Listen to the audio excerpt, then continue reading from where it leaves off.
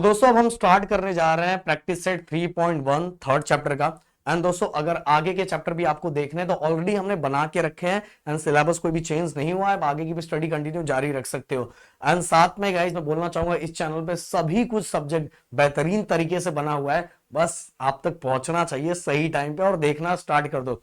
Description में Telegram का link भी दिया हुआ है एंड साथ में ये चैनल को नए हो तो प्लीज सब्सक्राइब करके हमें मोटिवेट कर सकते हो, जिससे हमें हमारे अंदर भी एनर्जी आएगी कि 9th के बच्चों को भी बहुत ज्यादा प्यार मिल रहा है। तो चलो गाइस स्टार्ट करते हैं। सबसे पहले state whether the given algebraic expression और पॉलिनोमियल जस्टिफाई। बताओ ये पॉलिनोमियल है कि नहीं है। तो एक चीज याद रखो, दो ही चीज दिमाग में आपकी फिट करूंगा, ज्यादा बड़ी बड़ी बातें नहीं करूंगा। आपको याद रखो कि इसका जो पावर होना चाहिए, पावर होल नंबर होना चाहिए और पॉजिटिव होल नंबर होना चाहिए। ये बातें दिमाग में रखो। अगर power whole number positive whole number है तो समझ लो जो एक्सप्रेशन दिया हुआ है पॉलिनोमियल है। जैसे अब देखने में ये ऐसा लग रहा है कि भाई ये तो सच में यार पॉलिनोमियल है तो बड़ा, बट मैं इसको सही करता हूं। देखो y प्लस, अगर मैं इसको ऊपर ले लूं तो इसका यहां नीचे पावर क्या है y⁻1 है, बट ऊपर लूंगा तो माइनस में हो जाएगा। ऐसा अभी मैंने आप लोगों को क्या बोला था कि हाईएस्ट पावर जो होना चाहिए वो पॉजिटिव होल नंबर होना चाहिए, पर यहाँ नेगेटिव नंबर है। तो इससे हमें समझ में आ गया कि जो वेरिएबल का पावर है वो नेगेटिव नंबर है और वो होल नंबर नहीं है, इसलिए एक्सप्रेशन ये पॉलिनोमियल नहीं है। तो हम लोग लिखेंगे यहाँ power of the variable is not a whole number, therefore it is not a polynomial.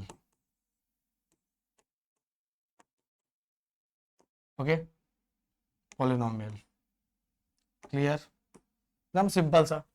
अब अगला चलते हैं, फटाक से इसका एक स्क्रीनशॉट ले लो। अब अगला देखो, यहां फिर से 2 - 5, ये √2 है। √2 की जो वैल्यू होती है गाइस याद रखो 1/2 होता है। क्या होता है 1/2। अब अगेन गाइस 1/2 ये हमारा होल नंबर नहीं है, तो हम लोग लिखेंगे रूट की वैल्यू 1/2 होती है, याद रखो। फिर से हम लिखेंगे power of the variable is not a whole number, is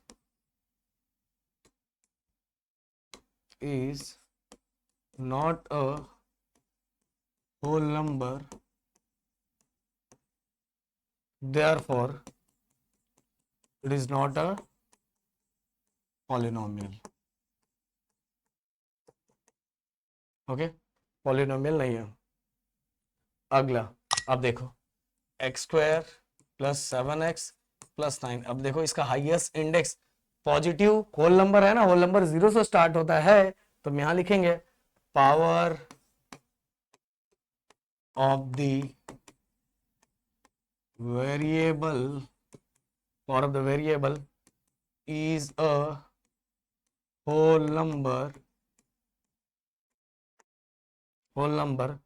therefore it is a polynomial. Okay, हो गया, बहुत सिंपल। स्क्रीनशॉट ले लो फटाक से। अगला अब देखो गाइस ये -2 है, फिर से हाईएस्ट इंडेक्स -2 है, तो फिर ये पॉलिनोमियल नहीं है। फिर से हम लिखेंगे power of the variable is not a whole number, therefore it is not a polynomial. हो गया। अब अगला ये देखो, ये ध्यान से देखो, बहुत सारे बच्चे इसको लेके पढ़ा तो बोलेगा अरे सर इसमें पावर तो दिख ही नहीं रहा है, सर ये पॉलिनोमियल नहीं है। अरे भाई रुके रहो, अपने भावनाओं को कंट्रोल करो।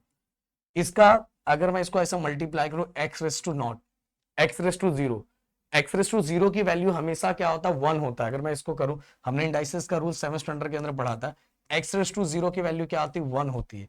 अब 10⁻1 क्या होता है, 10 हो जाता है। तो यहाँ कुछ नहीं दिखाई दे रहा, मतलब वो x⁻0 है और x⁻0 की वैल्यू क्या होती है 1 होती है। और 0 गाइस देखो 0 भी हमारा क्या होता है, होल नंबर होता है। एंड होल नंबर होता है मतलब ये क्या है ये पॉजिटिव होल नंबर है ना, मतलब जीरो तो भाई जीरो को प्लस माइनस कोई कंसीडर नहीं करते, बट हम ये दिमाग में रख लो कि जीरो ये होल नंबर है और एक्स रेस टू जीरो की वैल्यू कितनी होती है, 1 होती है, एंड 10^1 क्या हो जाएगा, 10^1 10। तो भाई ऐसा कोई भी सिंगल नंबर दिखाई दे, तो सिंगल नंबर कहीं भी दिखाई दे तो भाई आंख बंद करके बोल देना कि वो क्या है, हमारा पॉलिनोमियल है। तो लिखेंगे यहां पावर ऑफ द वेरिएबल, देखो ये variable, power of the variable, variable is a whole number, therefore it is a polynomial। Okay, हो गया खत्म। अगला, अब गाइस क्या है, write the coefficient of m^3 in each of the given polynomial. m^3 जिसका पावर 3 दिखाई दे रहा है, उसके आगे कौन सा नंबर लिखा हुआ है वो अपने को लिखना है। तो इसके आगे कुछ नहीं दिखाई दे रहा, मतलब ये क्या है, 1। ओके, देन इसके बाद गाइस यहाँ देखो ये क्या है, इसके आगे -√3, इसका कोएफिशिएंट -√3। अब देखो इसके आगे क्या है, कोएफिशिएंट की बात चल रही है, हाँ, m^3 क्या है, -2/3 हो गया। चलो अगला, अब right the polynomial in x using the given information, monomial, binomial and trinomial, ये अपने को लिखना है। मोनोमियल का मतलब होता है, जैसे मैं ये लिख दूं 96x, ये मोनोमियल हो गया। देन इसके बाद अगर मैं ऐसा लिखूं, इसके अंदर दो टर्म्स आपको दिखाई दे रहा है, दो टर्म्स दिखाई दे रहा है, मतलब बायनोमियल हो गया। देन इसके बाद गाइस अगर मैं ऐसा लिख देता हूं, इसके अंदर टोटल 3 टर्म्स दिखाई दे रहा है, तो जिसके अंदर सिंगल टर्म्स दिखाई दे रहा है ये हमारे लिए मोनोमियल हो गया, जिसमें डबल दिखाई दे रहा है, प्लस बीच में है, डबल दिखाई दे रहा है, तो ये बायनोमियल हो गया। जिसमें 3 अलग अलग दिखाई दे रहे हैं वो हमारे लिए हो गया ट्राइनोमियल हो गया। तो ऐसा हमें क्या बनाना है, पोलिनोमियल बनाना है। मोनोमियल का बनाना है, बायनोमियल का बनाना है, ट्राइनोमियल का बनाना है, बहुत सिंपल। मोनोमियल विद डिग्री 7, कुछ भी ऐसा नंबर बना दो जिसका डिग्री 7 कर दो, हो गया 96x⁻⁷। ओके, देखो एक ही टर्म्स है ना। अब बायनोमियल मतलब दो टर्म्स, चलो मैं बना दूं, कुछ भी लिख दो यार, इसका डिग्री 7 हो, 55x⁻35 और ये 3, क्योंकि दो टर्म्स है। हाईएस्ट पे ध्यान दो, तो हाईएस्ट डिग्री कितना, 35, बायनोमियल विद डिग्री 35, तो बायनोमियल बना है और उस वेरिएबल का डिग्री मैंने क्या लिख दिया, 35 लिख दिया। अपने मर्जी से यहाँ कोई और भी नंबर लिख सकते हो। अब ट्राइनोमियल हम लोग लिख देते हैं कुछ भी, 44, डिग्री हाईएस्ट डिग्री 8 होगा, देखो 8, और ट्राइनोमियल है इसीलिए याद रखो, ये देखो 3 टर्म्स, एक डिग्री 8 वाला ले लिया हाईएस्ट जो अपने को चाहिए, फिर उससे एक छोटा और एक नंबर। ये नंबर आगे आप कुछ भी लिख सकते हो, हाँ, ये अपने मर्जी से हम लोग लिख रहे हैं। चलो बस ये पता है, मोनोमियल मतलब सिंगल टर्म, बाइनोमियल मतलब डबल टर्म, एंड ट्राइनोमियल मतलब 3 टर्म्स। अब आगे, right the degree of given polynomial, degree लिखना है गाइस कि इसकी डिग्री कितनी है। ओके, अगर हम इस पे ध्यान देते हैं, इसकी डिग्री कितनी है, इसकी डिग्री कितनी है, इसकी डिग्री कितनी है, इसकी डिग्री कितनी है, बहुत सिंपल है, हद से ज्यादा सिंपल है। अभी मैंने इसका आंसर आप लोगों को दिया था, देखो इसका आंसर मैंने, इसका डिग्री की अगर मैं बात करूं तो यहाँ वेरिएबल क्या कंसीडर किया जाता है, x⁻⁴, x⁻⁴, और x⁻⁴ की वैल्यू कितनी होती है, 1 होती है, इसलिए √5 डायरेक्ट आंसर होगा। इसकी वैल्यू कितनी होती है, 1 होती है ना, x⁻⁴ की वैल्यू क्या होती है, 1, तो इसलिए √5 का अगर कोई डिग्री पूछे तो डिग्री कितना है इसका, 0। ओके, याद रखो, कोई भी ऐसा नंबर सिंगल टर्म्स दिया रहा है, अगर उसके वेरिएबल की डिग्री पूछी जाए तो x⁻⁴ 0 लिख देने का। ओके, कुछ भी अगर आपको ऐसा लिखा रहा है और आपसे कोई पूछे कि इसका डिग्री कितना है, पॉलिनोमियल का डिग्री कितना है, तो डायरेक्ट बोलने का 0। अब चलो आगे, ये तो डायरेक्ट ही लिखा हुआ है, दिख ही दे रहा है 0। तो इसका डिग्री डायरेक्ट लिखा हुआ है 2, इसका डिग्री हाईएस्ट पे ध्यान देना 10। अब आगे फिर से गाइस एकदम अच्छे से ध्यान दो, ये 2p है -√7। अब हाईएस्ट डिग्री इस पे ध्यान दो, वेरिएबल पे ध्यान देना, वेरिएबल के टर्म्स पे, क्योंकि यहाँ वेरिएबल है, यहाँ वेरिएबल नहीं था, यहाँ वेरिएबल है, तो इसका p⁻² कुछ नहीं दिखाई दे रहा, मतलब 1 है, p⁻1। अब अगेन गाइस हाईएस्ट ध्यान दो, 5, हाईएस्ट पे ध्यान देना 5, यहां ध्यान दो, देखो ये 1 1 1 1 + 1 + 1 कितना हो जाएगा, 3, फिर इसका फिर से हाईएस्ट 7+3 कितना हो जाएगा 10। ओके, ये हो गया एकदम सिंपल सा। चलो अब classified the following polynomial as a linear quadratic and cubic. Linear quadratic and cubic, देखो गाइस एक चीज बोलूंगा, जिसका जिसका वेरिएबल 1 रहे वो लीनियर है, जिसका वेरिएबल 2 रहे वो क्वाड्रेटिक है, जिसका वेरिएबल 3 रहे वो क्यूबिक है। जिसका वेरिएबल, याद रखो मैंने अभी आपको मोनोमियल बताया जिसके अंदर सिंगल टर्म्स, वो monomial double term, binomial 3 terms और ट्राइनोमियल। बट यहाँ लीनियर क्वाड्रेटिक क्यूबिक चल रहा है, बहुत सारे बच्चे वो दोनों को लेके कंफ्यूज हो जाते हैं। लीनियर मतलब वेरिएबल को ध्यान दो, वेरिएबल के पावर को ध्यान दो। वेरिएबल का पावर 1 है तो लीनियर, वेरिएबल का पावर 2 है तो क्वाड्रेटिक, वेरिएबल का पावर 3 है तो क्यूबिक। जैसे अब ये देखो, इसका वेरिएबल हाईएस्ट 2 है ना, 2 है तो मतलब ये क्या हो गया क्वाड्रेटिक, क्या हो गया क्वाड्रेटिक। देन इसका इसका देखो, इसका पावर क्या है 1, तो ये क्या हो गया हमारे लीनियर, लीनियर। अब देखो पावर पे ध्यान, वेरिएबल के पावर पे देखो, y1 है तो ये हो गया लीनियर। ओके, y1 कुछ नहीं है मतलब 1 है, लीनियर। अब देखो यहाँ 3 दिखाई दे रहा है, मतलब ये क्या हो गया क्यूबिक, क्यूबिक। 2 है direct by direct quadratic, quadratic. Okay, then इसके बाद ये 3 क्यूबिक हो गया। तो 3 है मतलब इसमें टर्म्स काउंट नहीं करने का, पावर देखने का, हाईएस्ट पावर कितना है। ये सब छोटे पावर, हाई इसमें पूरे में हाईएस्ट पावर 3 है मतलब ये क्यूबिक है। चलो आगे, अगला, right the following polynomial in standard form. इसको स्टैंडर्ड फॉर्म में लिखना है। स्टैंडर्ड फॉर्म में मतलब कहने का मतलब क्या है कि जो पावर है, सबसे बड़ा वाला पावर पहले, फिर उससे छोटा वाला, फिर उससे छोटा वाला, फिर उससे छोटा वाला। क्या बोल रहा हूं अभी देखो आपको समझेगा। सबसे पहले देखो स्टैंडर्ड फॉर्म में लिखना है, इन स्टैंडर्ड फॉर्म। कैसे लिखेंगे स्टैंडर्ड फॉर्म, देखो ध्यान से, ये m/3 दिखाई दे रहा है।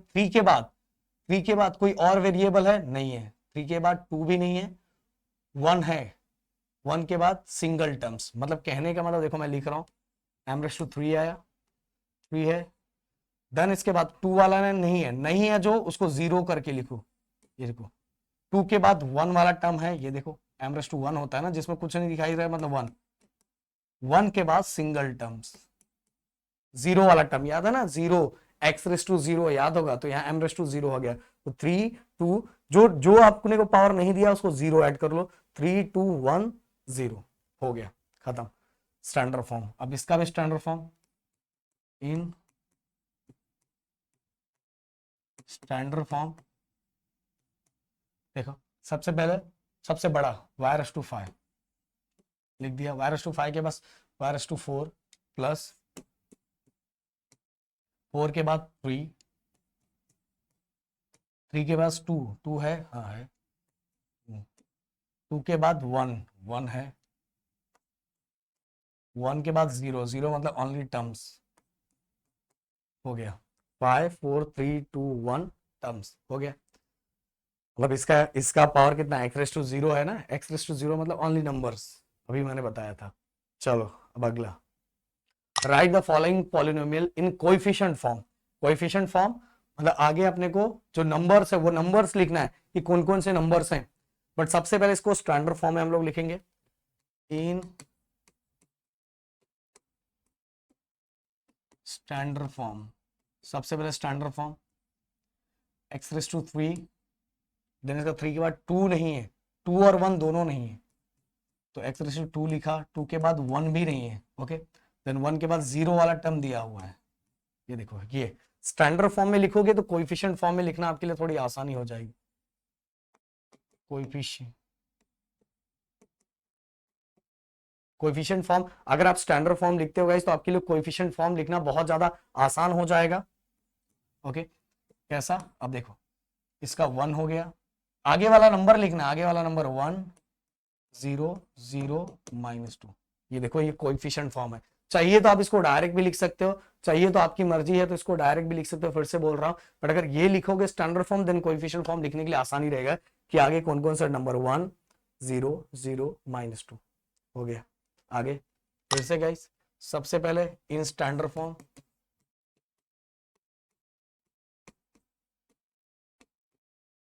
स्टैंडर्ड फॉर्म देखो y रेस टू 1 वाला टर्म है, इसके बाद कौन सा होगा, जीरो। जीरो नहीं दिया हुआ है, कोई आगे वाला नंबर नहीं दिया हुआ, आगे वाला नंबर नहीं दिया तो जीरो, क्योंकि इसके बाद भी एक टर्म रहता है ना, ये देखो, ये देखो x रेस टू 1 के बाद एक सिंगल टर्म, तो ये टर्म नहीं दिया, जो नहीं दिया रहता है उसको जीरो कंसीडर कर लो। ओके, अब लिखेंगे हम कोएफिशिएंट फॉर्म,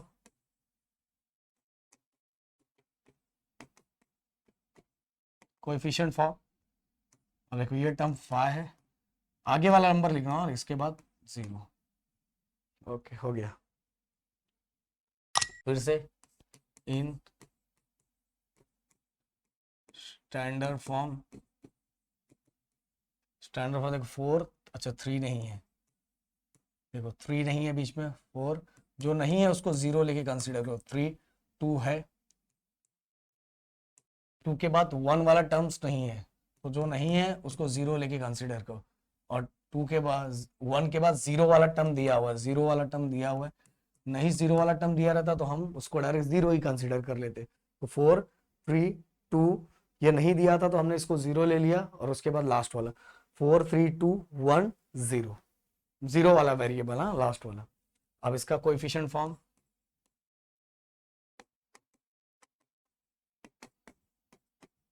कोएफिशिएंट फॉर्म क्या है, 2 0, देखो 2 0 -3 0 एंड 7 हो गया। आगे अगला, ये तो डायरेक्ट ये भाई लास्ट टर्म ही दिया है ना, इसके आगे कोई नंबर होता ही नहीं है, तो इसका कोएफिशिएंट फॉर्म डायरेक्ट यही आ जाएगा, कोएफिशिएंट फॉर्म क्या आ जाएगा डायरेक्ट, -2/3। उसके आगे तो कोई नंबर है ही नहीं ना, उसके आगे वाले नंबर्स लिखने, मतलब उसके पीछे वाले नंबर्स लिखने रहते हैं, तो पीछे कोई नंबर है ही नहीं, तो डायरेक्ट यही आ जाएगा -2/3। अब right the polynomial in standard form.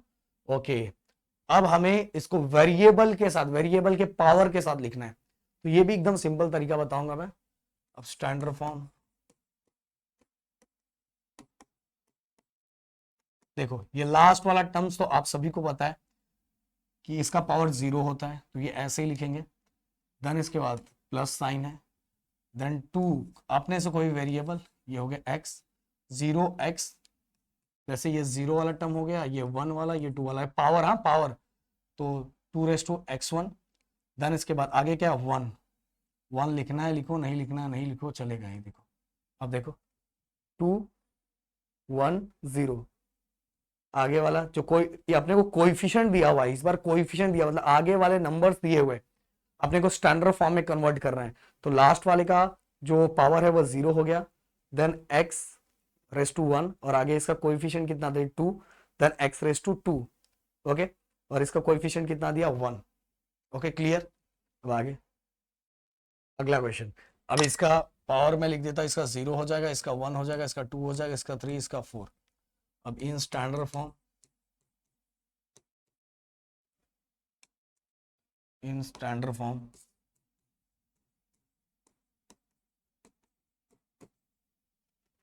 अब स्टैंडर्ड फॉर्म के अंदर गाइस ध्यान दो एकदम अच्छे से, सबसे पहले देखो ये लास्ट वाला जिसका पावर, जिस वेरिएबल का पावर जीरो है, इसके बाद आप अपने मर्जी से कोई वेरिएबल ले सकते हो, 0m m⁻²1, देखो पावर इसका 1 हो गया, देन प्लस, देन 0m⁻², इसका पावर 2 हो गया, देन इसके बाद प्लस 0m⁻³ देन 0 नहीं है, देखो इसका कोएफिशिएंट अपने को दिया है, इसका कोएफिशिएंट दिया है m⁻4। अब देखो काउंट कर लो, 4 3 2 1 0। ओके, एंड इसका कोएफिशिएंट और लास्ट वाले का कोएफिशिएंट दिया है, बीच का नहीं। अब अगर मैं इसको जैसे अपने को दिया रहता था, जब अपने को क्वेश्चंस दिया रहता था ना उसको कोएफिशिएंट फॉर्म में कन्वर्ट करने के लिए, तो मैं जीरो वाले को हटा देता हूँ, m⁻4 और लास्ट वाला ओनली वो लिख देता हूँ, ये हो गया इनका प्रॉपर स्टैंडर्ड फॉर्म। अब अगला इन स्टैंडर्ड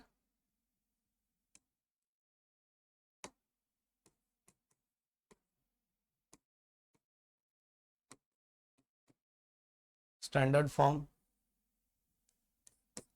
कैसे लिखेंगे, देखो ध्यान से एकदम अच्छे से। सबसे पहले लास्ट वाला, ये 0 हो गया, ये 1 हो गया, ये 2, ये 3, तो अब देखो लास्ट वाला फिर इसके बाद आगे -2m लिखो, x लिखो, जो भी मर्जी करे। देन आगे देखो, ये देखो इसका प्लस है, +2m⁻², इसका माइनस था इसलिए यहाँ माइनस लिखा। हाँ, देन इसके बाद 2 के बाद 3 का देखो माइनस है, तो हम लोग लिखते उसका कोएफिशिएंट एंड m⁻3। देखो ध्यान से 3210, 3210 ये दिया, पीछे से एकदम अच्छे से ध्यान से लिखो। अब ये सभी कोएफिशिएंट देखो, पहले वाले कोएफिशिएंट -2 है, दूसरे वाले कोएफिशिएंट +2 है, तीसरे वाले कोएफिशिएंट -2 और लास्ट वाले का ओनली 2।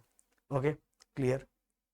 अब आगे last question, right the appropriate polynomial in the boxes. देखो गाइस, मैंने तुम्हें सिंपल सा बात बताया था कि बाइनोमियल, ट्राइनोमियल, मोनोमियल टर्म्स की बात करो। जैसे ये वाली बात, ये हमारे लिए क्या हो जाएगा, ये हमारे लिए मोनोमियल हो जाएगा। ओके, और अगर ये बात करूं तो ये 2 टर्म्स है तो ये बाइनोमियल हो जाएगा। देन इसके बाद गाइस मैं ट्राइनोमियल की बात करूं जिसके अंदर 3 टर्म्स है, ये देखो 3 टर्म्स है, तो ये हमारे लिए हो गया ट्राइनोमियल हो जाएगा। ओके, देखो इसके अंदर 2 ही टर्म है तो ये भी हमारे लिए क्या हो जाएगा, बाइनोमियल हो जाएगा। Okay, clear. देन इसके बाद इसके अंदर 4 है, अब ये देखो ये भी, इसके अंदर भी 2 टर्म्स है तो ये भी क्या हो जाएगा, हमारे लिए बाइनोमियल हो जाएगा। तो देखो जो जो चीजें मैंने बताई, मैं यहाँ एक बार फिर से लिख देता हूँ जिससे आपको याद रहे कौन कौन से टर्म्स क्या है। जैसे ये बी बाइनोमियल, ये हमारे लिए मोनोमियल, देन इसके बाद ये भी बाइनोमियल, अरे सॉरी हाँ बाइनोमियल, और ये भी बाइनोमियल, ये भी 2 टर्म्स है। अब इसके अंदर देखो 3 टर्म्स है तो ये हो गया ट्राइनोमियल। ओके, ऊपर वाला तो कुछ नहीं रहेगा क्योंकि अपने को 3 टर्म्स तक का ही दिया हुआ है, तो फटाक से इसका स्क्रीनशॉट लेके इसके अंदर लिख देना। ओके, अब चलता हूं अगला। अभी हाँ, लीनियर क्वाड्रेटिक क्यूबिक। लीनियर मतलब वेरिएबल पे ध्यान देना, जिसका पावर 1 हो वो लीनियर, जिसका पावर 2 हो वो क्वाड्रेटिक, जिसका पावर 3 हो क्यूबिक। तो देखो देखो इसका पावर 1 है, इसका पावर 1 है तो ये हो जाएगा लीनियर, इसका पावर 2 है तो ये हो जाएगा क्वाड्रेटिक, इसका पावर हाईएस्ट पावर ध्यान देना, हाईएस्ट पावर, बाकी पावर पे नहीं, इसका हाईएस्ट पावर 3 है, मतलब ये हो जाएगा हमारा क्यूबिक। ओके, क्यूबिक, हाँ क्यूबिक दिया है। अब देखो इसका हाईएस्ट पावर 2 दिया हुआ है ये वाले का, तो ये हो जाएगा क्वाड्रेटिक। अब इसका हाईएस्ट पावर 3 दिया हुआ है तो गाइज ये हो जाएगा क्यूबिक, और इसका हाईएस्ट पावर 2 दिया हुआ लास्ट वाले का तो ये हो जाएगा क्वाड्रेटिक। हो गया, एकदम सिंपल सा। ओके, सो गाइस जो चीजें हमने बताई जरूर आप ध्यान रखोगे और उस तरह से आप अच्छे से प्रैक्टिस करोगे। तो मिलते हैं नेक्स्ट वीडियो में। Thank you so much guys, जय हिंद एंड जय महाराष्ट्र दोस्तों।